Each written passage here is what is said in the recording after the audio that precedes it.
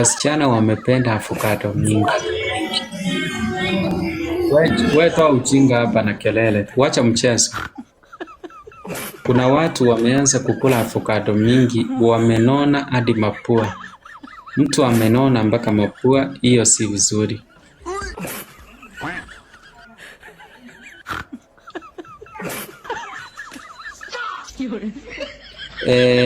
Queen akona miaka 22, tuseme 22. Akona mtoto mmoja, ni msichana mzuri. Mama yake alimfungulia salon Mombasa. Ulisema wapi? Hiyo Bamburi, I don't know Bamburi. Hiyo salon yake ni yake peke yake, anarani na mtoto wake. Huyu mwanamke amemisi mwanaume sana. Amekaa mwaka mmoja bila kulala na boy yoyote. Angependa apate mtu mzuri wakae na yeye nyumba moja. Hii nyumba anaishi ni nyumba yake, anachilipia rent.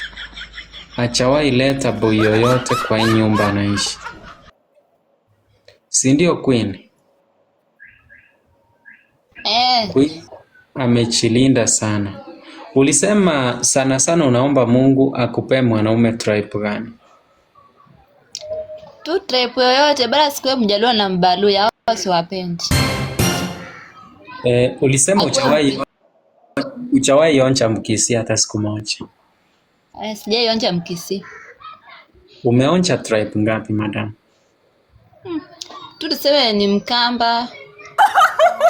Na Pardon, na niongelesha ama niongelesha Queen? Mimi utunyamaza. Tuseme ni Mkamba na Mjaluo.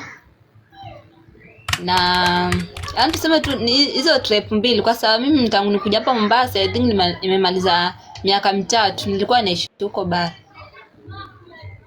Wakamba wangapi wamekuonja? Wakamba peke yake? Tuseme mwenye nilikuwa naye ule wa mtoto, na kuja nikapata na mwingine tukakosana, ndio hivyo basi nikakuja huku Mombasa. Tuseme tu ni wawili nilikosana na wao. Na tribe nyingine ni wangapi? Vile nilikuja huku Mombasa tu nimeshakuwa na tribe moja. No. Mbaluya. Wewe haki umechilinda sana. So uko na body count ya watu 3 pekee. Dominic mambo.